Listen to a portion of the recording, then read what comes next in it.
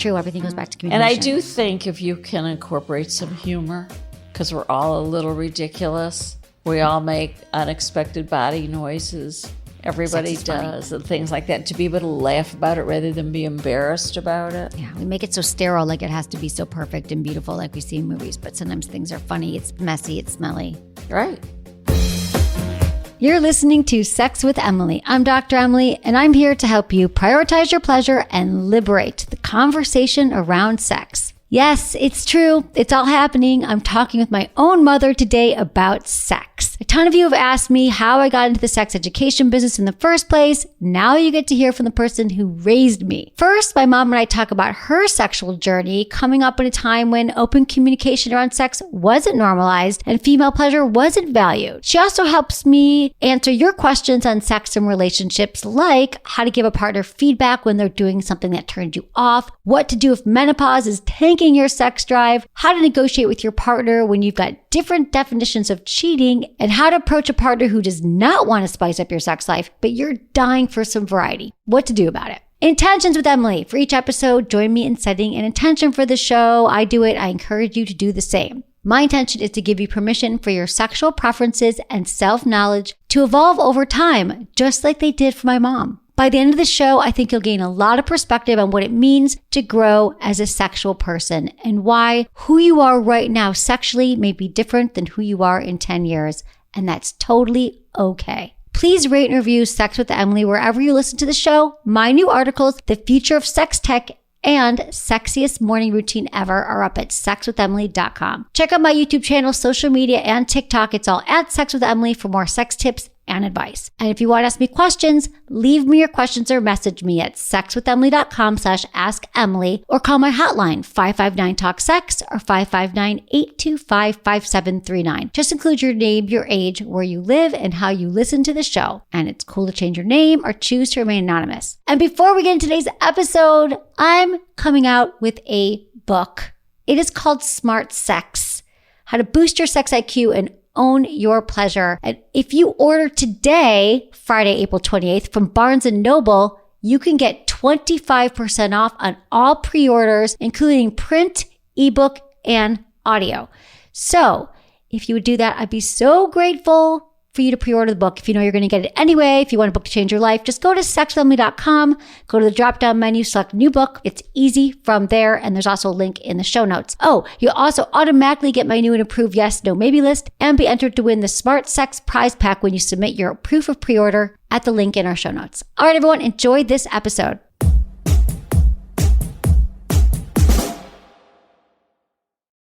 By now, you've probably heard my magic wand story. It's a brand that's been part of my personal journey for more than 20 years. But no matter how many times I sing Magic Wand's praises, I'll never be able to fully capture the story of this incredible brand. Well, now journalist and author Kate Sloan just completed a limited audio series documenting the history and impact that Magic Wand has created over the last 56 years. It's called Making Magic. And the series chronicles Magic Wand's incredible brand story through interviews with nearly 40 experts, performers, business owners, educators, and fans. So I got a sneak preview of this series, and what I loved is that Kate weaves together snippets from all their interviews into this amazing story arc. She covers Magic Wand's journey from appliance store massager to its legendary influence on culture and sexual independence, and it's all just fascinating. The first episodes of Making Magic are available now at makingmagicseries.com or on all popular podcast platforms. Just search for Making Magic or visit makingmagicseries.com today.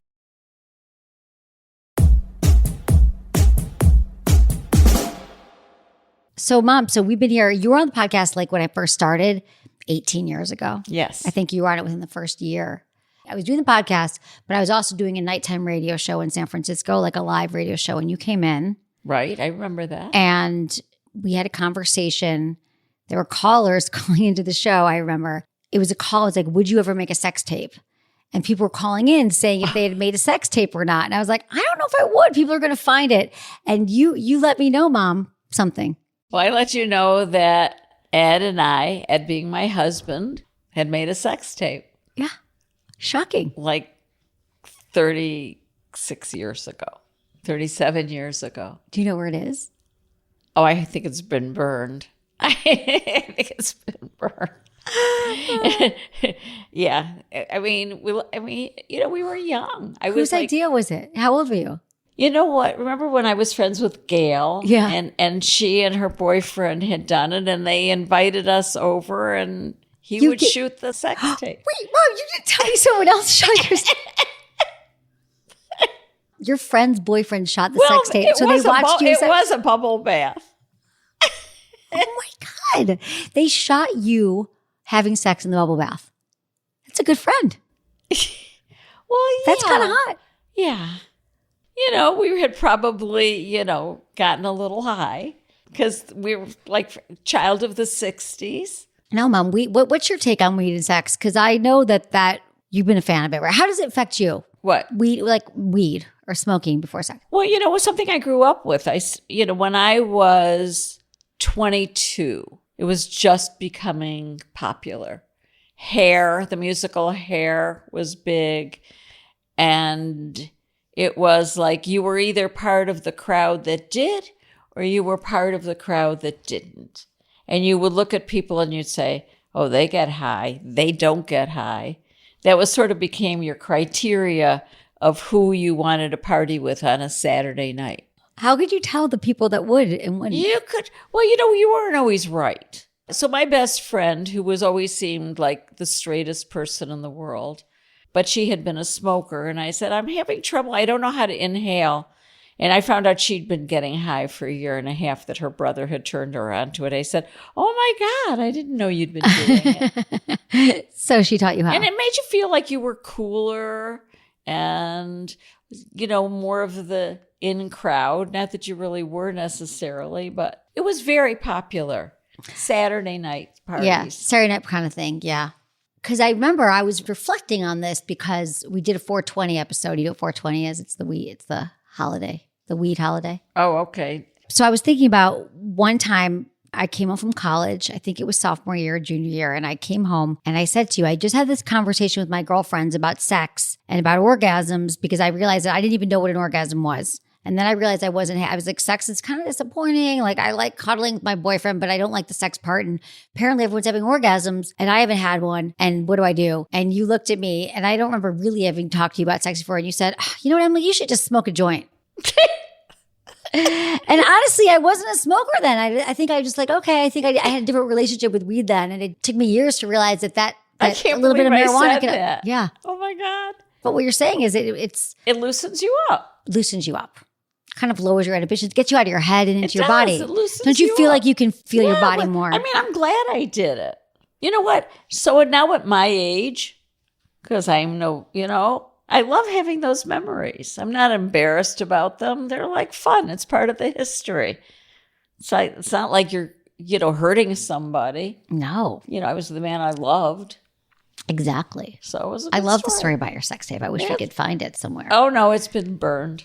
Growing up, do you remember what you knew about sex? I didn't know much about anything.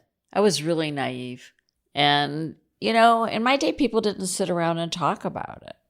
I mean, you were supposed to be a virgin, even though a lot of people weren't, but it was. Were you? No. But it was a different world. First of all, it was before birth control. So the fear of getting pregnant was huge.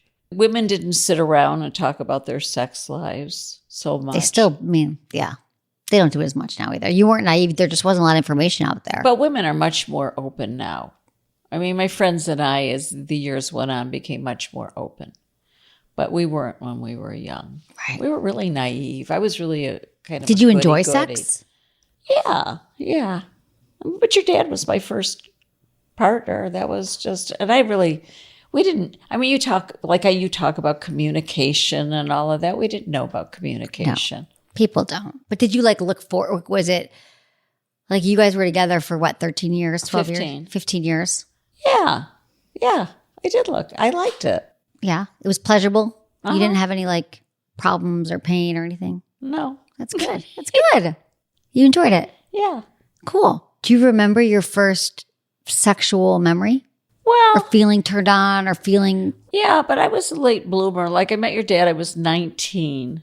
And, I had, We made out and everything, but never did anything. I mean, I just didn't. In those days, you worried about your reputation, people talking about you. Although in reality, looking back, the people who were labeled sluts probably had more fun. But, I was so worried about what people would think of me and all of that. There was a lot of judgment around female sexuality. There was a lot of judgment. And I just didn't know that much. I had fear of getting pregnant. That was big. That was big. What about pleasure for you? Was it always pleasurable every time? Like, do you have orgasms? So we're really going to go there? Yeah. So, yeah, I never really had a problem. Really? I never really had a problem. It's always, most times, every time? Yeah, until I got older. But, and then age enters into how you feel. But when I was younger, I enjoyed it. That's great, Mom. That's real. It's 20% of the population that has it during intercourse, penetration. Yeah. That was not hereditary. That was not a gene that I received from you. Good chat, Mom. Thanks. Mom, do you think that sex gets better as you age? Well, I think it plateaus. I think like in your late 30s, 40s, 50s, before menopause, it's great. And then things change after menopause. And I even see it with my friends because my girlfriends and I were all, sexy in our little bikinis and everybody loves sex. But then you go through menopause and it really changes things. And maybe it's getting better, but there are, issues when a woman is in, after menopause with dryness and pain and your libido goes down and it changes. Mm-hmm. What did you do about it then? Not enough. I tried and there's certain things you can do, but there's still not enough information out there. Yeah. There really needs to be more and more information about women and menopause. They're starting to have more of it right now. There is more information about it, about menopause. I remember you telling me that you took some things like estrogen. Yeah. But that was later. You try different things and it's trial and error and it's okay. And it's more the diminishing libido. So what would you do then, knowing that sex is still important? How would you still make sure that sex would happen? You have to plan for it. Like we were talking last night about setting an intent for making dinner. It's like you have to set an intent like having a date night, or it's harder to be spontaneous. Yeah. And when you're young, you're more spontaneous. And then that goes away if you have kids and all that. You have to really plan for it. Mm-hmm. Yeah, that's true, to make sure it happens. Because you were saying after menopause, it was harder. And I think that is true. But yeah, there is a lot more you can do now with hormones and lube and talking about it and normalizing it. And so, things have changed so much. Like going back, not even talking about sex, but like when your brother was born and I had postpartum depression. Not a lot bad. It wasn't over a few weeks. All I would do is cry. Don't tell him because he'll say that's why he's the way he is. We won't tell him. No, I'm kidding. But nobody talked about it. It didn't have a label. So you walked around thinking you were nuts. Like, why is this that I'm always crying? Like I'm nuts. And, it wasn't nuts. It was all hormonal. And it's the same thing with menopause. It's like these are natural functions that need to be talked about and publicized and made part of the conversation. Yeah. Women that just silently suffer through so many things, feeling it was only them. And a lot of it is hormones, and it's so common. And, the more it's talked about, the more it's on television, it's like so healthy because for women to bond over that and to not feel like they're the only one. Yeah. It's happening, Mom. So Tell me. Is really a funny joke. Change the subject. I had some girlfriends visiting me in Florida, and my girlfriend, who is like 73.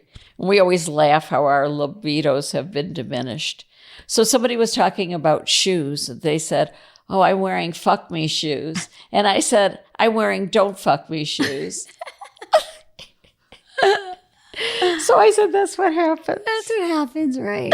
But that's true. I guess that... What age do you think that started out with your friends? Like 60s, they started feeling less sexual? No, 70s. 70. That's what I feel 70. like. I feel like 50s and 60s, you guys it's still good. Yeah. But like 70. Yeah. Oh, Mom, that's good. That's very funny. Funny. I just thought that was like... So what are some of your secrets, Mom? How do you think, you and Ed have been together for almost 40 years. We have. Which is such a feat. It's incredible. So what would be your secrets for keeping the relationship strong, not just sexually, but in other ways? Well, I think relationships change. We always laugh because when I started going with Ed, he lived in Chicago and I lived in Detroit. So, it was like you go through that period of where you're tearing each other's clothes off. And then you go through the period where he'd come in, he'd want a sandwich. And then you tear each other's clothes off. And then did the mail come? Let's go to a movie. Things change through the years. But your relationship deepens in other ways, in trust and in values and family. And now at our age, because Ed being 7 years older than I am, I have a depth of appreciation for him and for his health. Because around us, people are getting sick and dying. And we've been so fortunate, and we still play and we bike and we hike and we have a good time together. And I don't take a day of that for granted. When I was younger, I never thought about it. It was just our life. Mm-hmm. But now I'm filled with gratitude. Mm-hmm. You're like probably the healthiest, most active 80-plus-year-old couple I know. Well, we're lucky. You know what? We're really lucky. It's partially luck. But what are some of the other things that you've done to stay connected and healthy? Well, a lot of it is values and giving each other space. Like understand, not trying to change each other, accept and appreciate. And we love each other. And physical touching is still yummy. We still love to cuddle and hold hands and always touch. That doesn't go away. Yeah. The chemistry is still there. It's just a different chemistry. And you guys plan. I feel like you guys do what is really important for a lot of couples is because what a lot of couples crave in long-term relationships is spontaneity and variety and novelty. And I feel like you are really good at creating fun new things for you guys to do all the time. We do. So even going to the opera or going to an art walk, I think that's just a great message to send to people too, that it doesn't just be the bedroom that you're mixing up, but even mixing up your routine is going to have an impact on your ability to feel connected and aroused with a partner. Well, it's all part of the same thing. It is. I mean, I love planning adventures. And my girlfriend who was visiting us in January said, I'm starting to get a sense of the way you and Ed work together. Like you get up in the morning and look at the newspaper and look at all the things that are happening. And I'll say, oh, look there's a review or a theater group, or he'll say there's a movie or a music group, and we get tickets and we go. And we have that in common. Mm-hmm. We both do it. I think that's really healthy. A lot of people just sit around and watch TV. Like when you ask couples a lot, like what's their bonding moments and when do they feel closest or what do they do for fun? People are like, oh, we watch our TV shows, which you guys also do. We do. We have our shows. More than anyone I know, I think every time I talk to you, you're like going to events and doing things that are just so unique to where you live. And it's an effort. Because I think anyone could Google your area, like Google wherever you live and say like things happening in my city today, no matter if you have 100 people in your town or 1 million, and there's always something happening. Well, I feel like you go to those things. We do go to those things. Like whatever it is, you're like, we're in, we're going to go. Right. We never say no. You have a different food. You walk down a different street. You experience a different part of town all the time. I love that. And I think that's part of you guys feeling healthy and vibrant. Well, you know what? I think one of the things that we always had in common going back to day one was energy. And I think I've talked to you about that. I think energy, having the same energy is so important.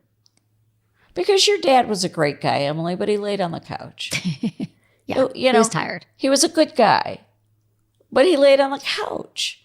And while I ran around the block. He wasn't ready to do stuff. He wasn't as fun. He wasn't. And so, I got you. But there were women who would be happy with that. Yeah. It was a mismatch of energy. More than anything else, I think. So when someone's picking a potential long-term partner, what are the things you think they need to look for? Well, I think, do you have fun? And are you not trying to change each other? Can you accept each other? Don't date on potential. Like, where are they right now? If you meet somebody and you're 20, you can think that they're going to change. But if you meet somebody, I met Ed, I was 42, and he was turning 50, what you see is what you get. And we have both changed through the years. Living together, we've changed. But our basic essence is still the same. And, for me, I've got to have somebody like I'll say, oh, today, do you have any plans? No. Okay, let's have an adventure. And he said, okay, good. What do you want to do? I love that. That makes me happy. Mm-hmm.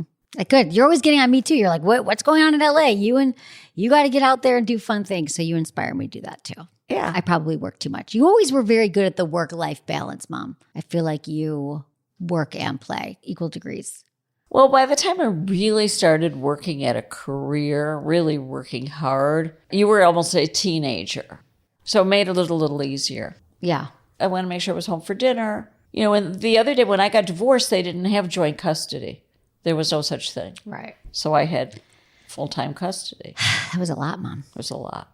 But that was the way it was. When you look at your friends that have been together and stayed together, Mom, what have you learned? Like, are there any traits that just draw to you? Like, this is what successful couples do? Or is there anything in common? All my friends who have been married like 55 years and whatever, they've all gone through stuff.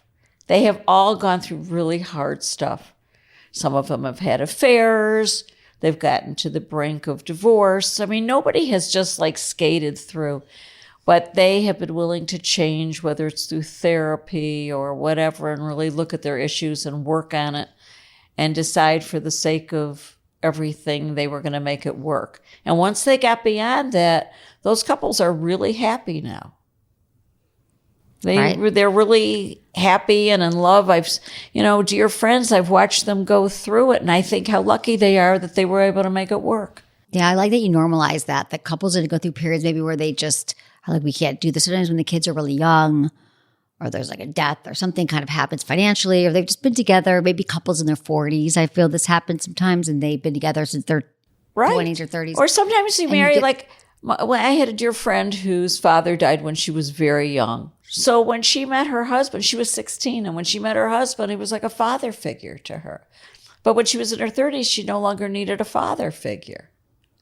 But he was very strong and kind of, domineering and needed to change. And they had to, but they both made it happen.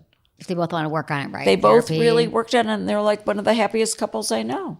Got to be willing to do the work. You got to be willing to do. So which couples don't work? The ones that failed, what happened? Well, the couples that I know that all got divorced was a long time ago.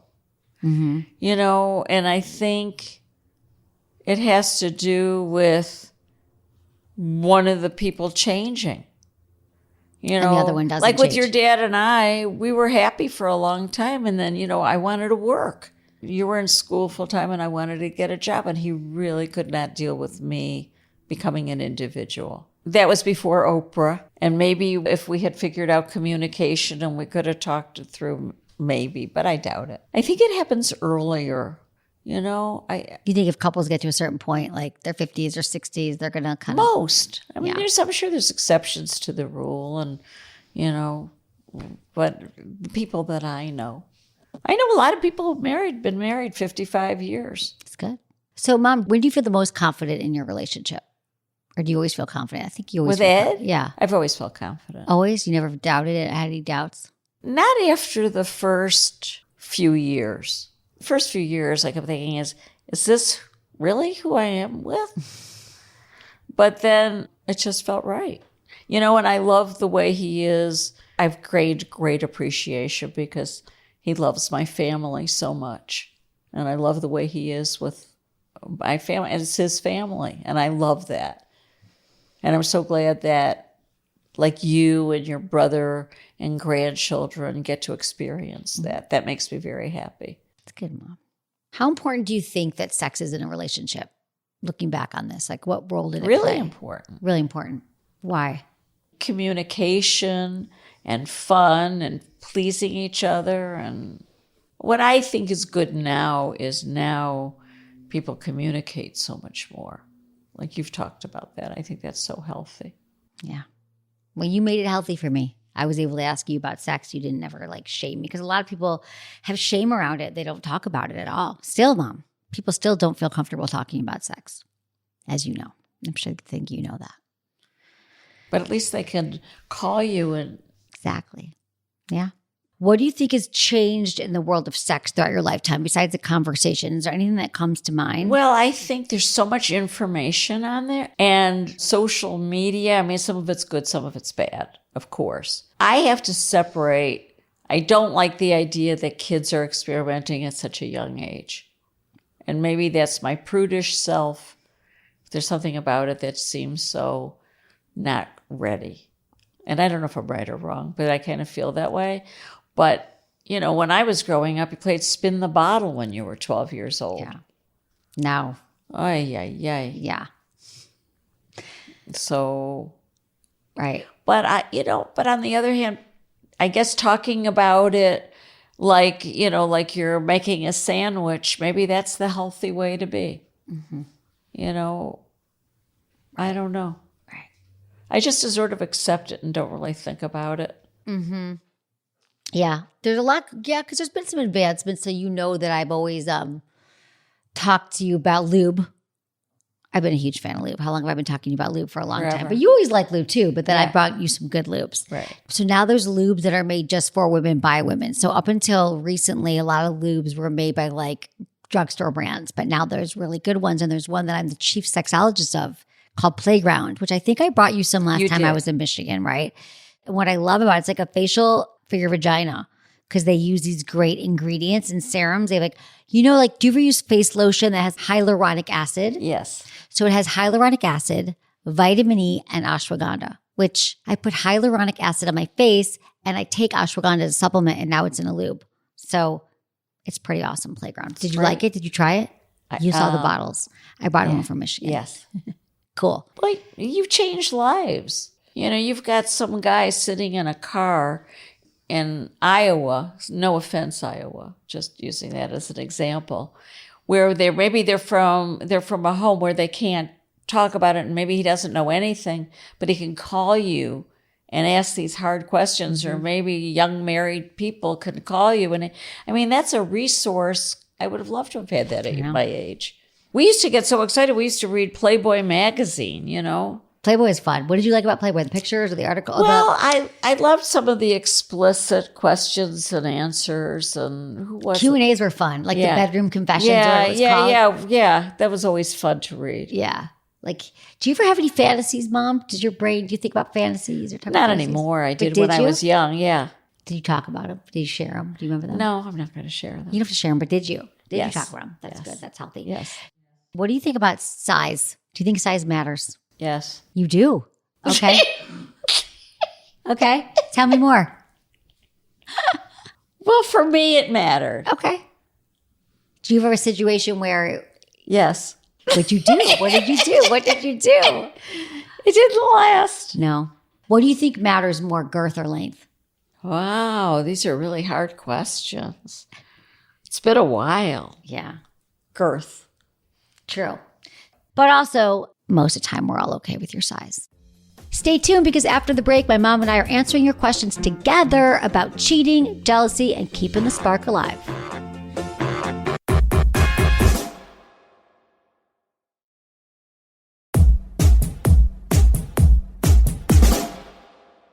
All right, Mom, now I want you to help me answer some questions.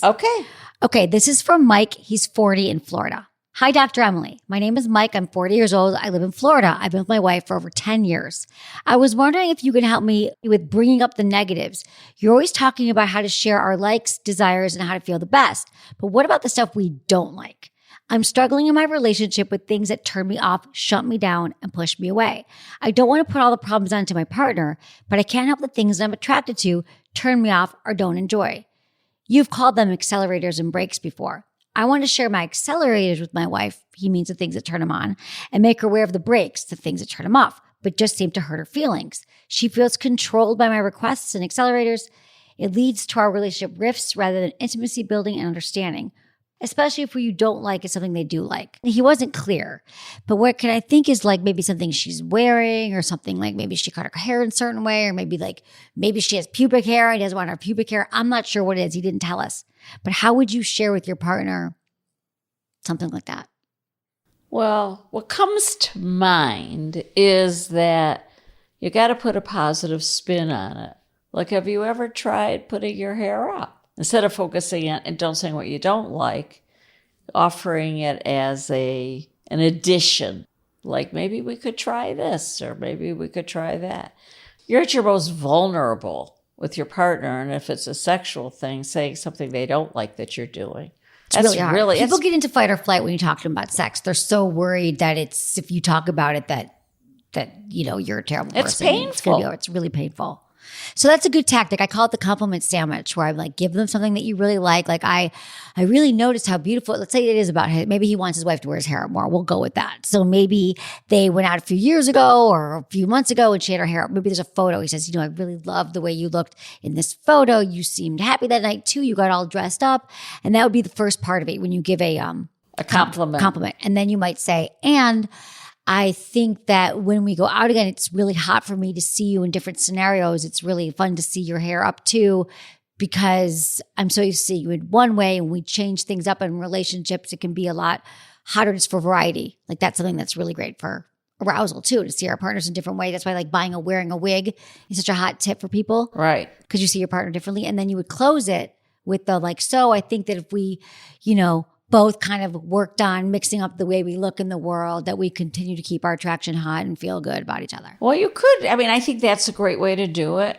Another way you could do it is you could sort of make it a game. Like, let's tell each other something that we think would be fun that's different. You tell me and I tell you. I like that. So it's sort of like a sharing, like giving permission. She might say something to him that he doesn't like, but like make it like a game. Mm-hmm. That's fun. I like that. I like the bucket list of like writing down 3 things you want to try, or 3 things that would be hot, and exchanging the lists. That's fun. Yeah. And maybe also here you could ask her, I hope, Mike, you would ask her too if there's anything that she's into or anything that she would be willing, any requests that she has for you. Because the reason why this probably feels like such a big deal for him is because they might not be, although Mike does say here to his credit, he's like, I go to therapy, I read your recommended books, I listen to your podcasts. And so, he is doing the work. So I love that.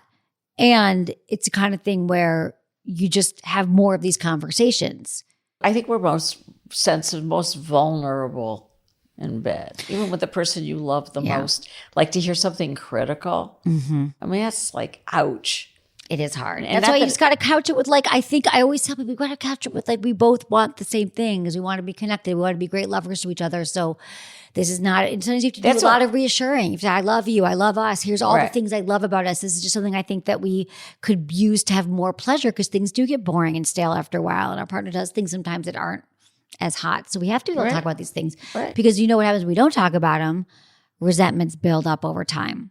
Right. And Absolutely. It's not good. Absolutely. Also, I have something on my site called the yes, no, maybe list, which I should show it to you and see if you know a lot of things. But there's like 80 sex acts on it, Mom. And this is one of my favorite tips for couples to do. It has everything on it, like kissing and dirty talk and spanking and making a sex tape and using sex toys. And they each take the quiz, and it says, you can say if it's a yes, if it's a no, or it's a maybe. And then you each fill it out, and then you get to compare lists. Like, oh, I didn't know we both wanted to be tied up, or I didn't know we both wanted this or that, or this is a no, or this is a maybe. Well, so really it's goes back to communication. Everything does. It's true. Everything goes back to communication. And I do think if you can incorporate some humor, because we're all a little ridiculous. We all make unexpected body noises. Everybody does, and things like that. To be able to laugh about it rather than be embarrassed about it. Yeah, we make it so sterile, like it has to be so perfect and beautiful like we see in movies. But sometimes things are funny, it's messy, it's smelly. Right. I think, Mike, you guys have been together for over 10 years. I think you'd be patient too. Because what happens is, what I found is when couples do start to talk about it, like they're talking about the weather, like, sunny with a chance of orgasms, or, past the salt. And how about that anal sex we had last night? That was really great. Like, you just got to talk about it. And the more you do that, it doesn't become so shocking. So I think we have so much fear that keeps us from moving to the next level of the conversation. Everything's hard at first. It's a new skill set, but it's worth it. Okay, let's get into Lauren. This is from Lauren, 30 in New York. Hey, Dr. Emily, my boyfriend and I have different views on what it means to cheat. He says that cheating is only an exchange of bodily fluids. I think there are many things that fall under the umbrella of cheating. sexting, sending nudes, grinding on somebody in a club, taking somebody on a date, verbally telling somebody you want to have sex with them. The list goes on. He agrees that these things are bad, but doesn't consider them to be cheating. While he says he wouldn't do these things to me that would hurt me, is it really possible to have a successful relationship when you don't see eye to eye on this fundamental difference about what constitutes cheating? Well, I think it's interesting. It's semantics.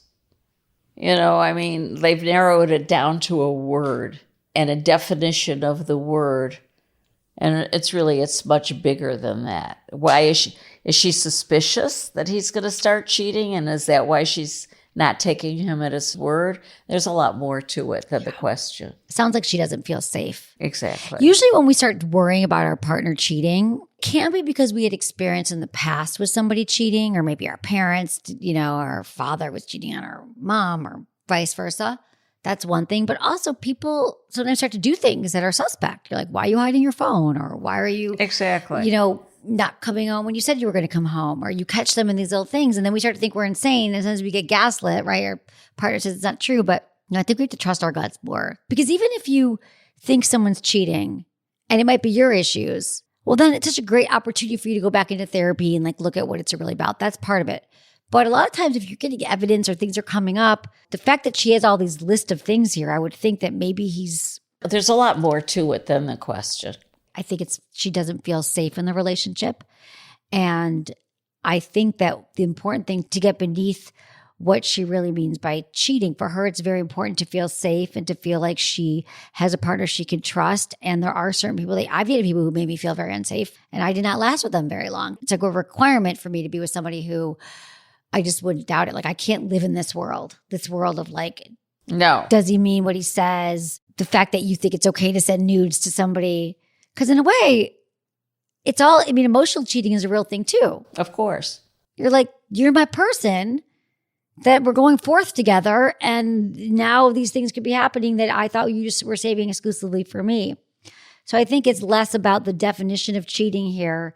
And it's more about how she wants to feel with her boyfriend and how he wants to make her feel. And I think when we can tell our partners that things that they're doing make us feel unsafe. Like, for example, there's a lot of things that come out now about social media. People are like, oh, my partner keeps liking all these person's photos on Instagram and I don't feel safe and all these things.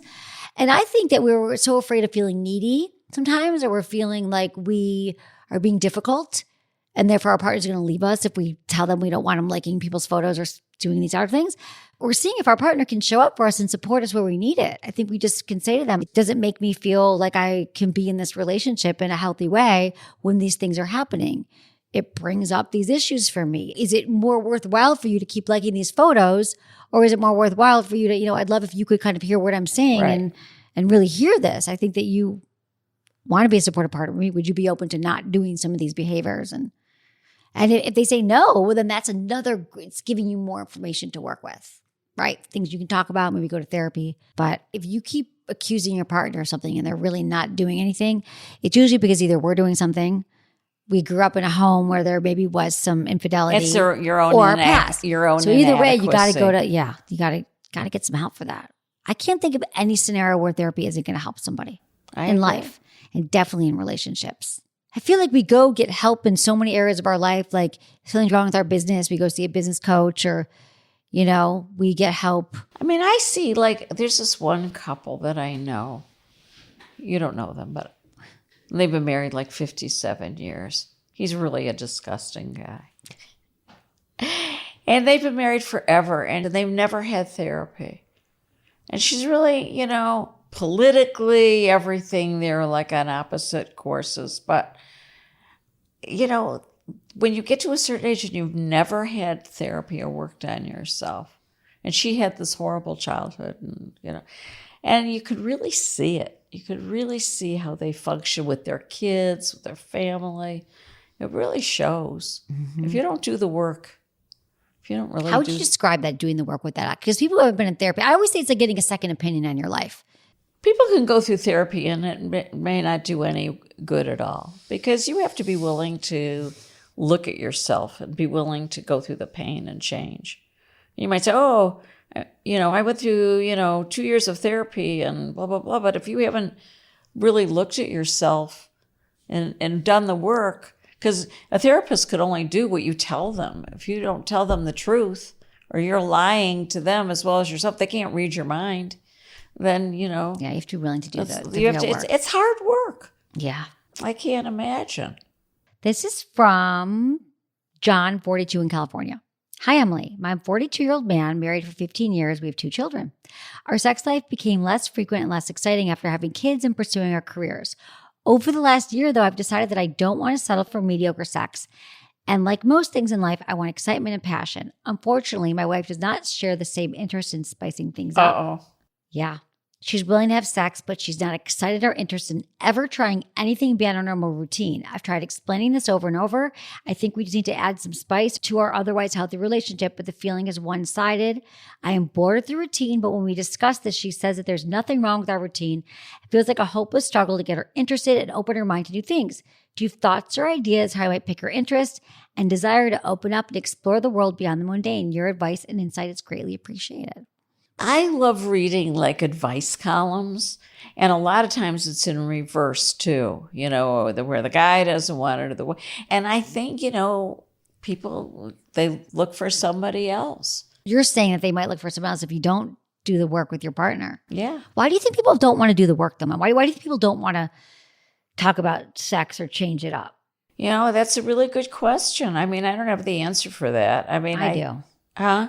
You do. This is you answer it. Well, I hear this and I think to myself, it's because his wife is probably so fearful that his request is something that she has so much shame about and she doesn't really know what he means, but he wants to mix it up and she's afraid it means like threesomes or she's going to have to go do something crazy that she doesn't want to do. And what he's really asking for is like connection and maybe like sex in a hotel room or her wearing a piece of lingerie or using a sex toy. Like it's not our biggest fears usually. It's probably just something that's a little bit different because the same thing gets bored after a while. But since they probably, like many people, don't have a lot of experience talking about sex and talking about their lives, she's gone into this like, nope, I won't do it, and shutting him down. So I feel like if there's a way to get her to understand that that's not what you're talking about, and maybe you could get really, really clear, John, about what you would like to try. Like, again, I have a feeling that she's tripping to some place that's like it's some extreme thing that's probably not that. And if he could get clear on what it is and explain it to her, it'd be a lot better. Because a lot of times when you think it's, like he needs to have like a crazy threesome or something, right, but it's probably just a different position. Maybe they need vacation sex. Maybe they need to talk dirty. Maybe they need to watch porn together. And it doesn't mean that she's inadequate and not sexy and not lovable. So I think that the problem is that when we bring up sex a lot too, we go to this like, I'm unlovable, I'm not enough place. And so the more you could speak to that part of her that feels that way, and she could hear it in a way that realizes like, okay, we are in this together. We both want to have great hot sex. We want to stay together. We love each other. People sometimes they settle. Like she's got a job. She's got the kids. She's tired. She's tired. She's tired. She doesn't want to take on one more thing. She's happy to fall into bed at night. That happens a lot. It happens a lot. People are tired. You get up, you've got to deal with the kids, get them off to school, fix their lunch, work all day, come home, dinner, do the dishes, and fall into bed. The last thing you want to do is put on a sexy lingerie. If I were just saying the fast is like to make a plan, like get a babysitter or, have do something like make a date. You got to change the routine. We're all such creatures of habit. Myself included. Every night I have my ice cream cone from Trader Joe's. Yeah, I know. Every night.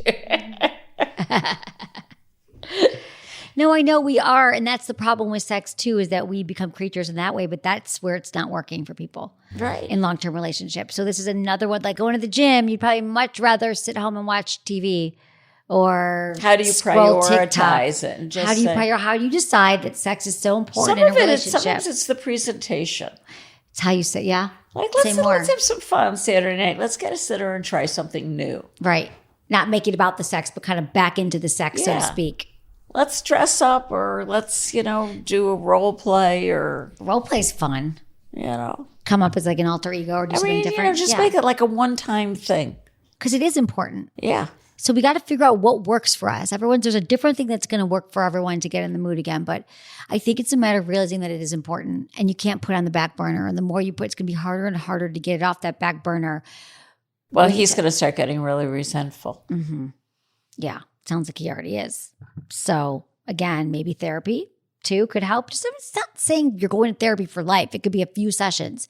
It could be you agree to go for 2 months, once a week with your partner. And you can even do it on Zoom now. So everyone's like, we don't have time, blah, blah, blah. It's like, it's an hour of your day. It's an hour a week. And it's so worth it. So couples can learn the just communication skills that helps them go to the breakthrough they're stuck.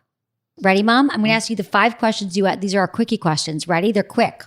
Answer the first thing that comes to your mind. Biggest turn on. Attention. Biggest turn off. I would say somebody who's unattractive. What makes good sex? Communication and touching, trust. Something you would tell your younger self about sex and relationships. To be more confident and to talk more and get in touch with what I want. What's the number one thing you wish everyone knew about sex? To have fun and loosen up and think that we're all ridiculous sometimes and have the ability to laugh. Love that. Thanks, Mom. Thanks for being here. Thank you for having me. It was fun. Having me. Thank you for birthing me and raising me so well. I'm so grateful for you, Mom. Aww.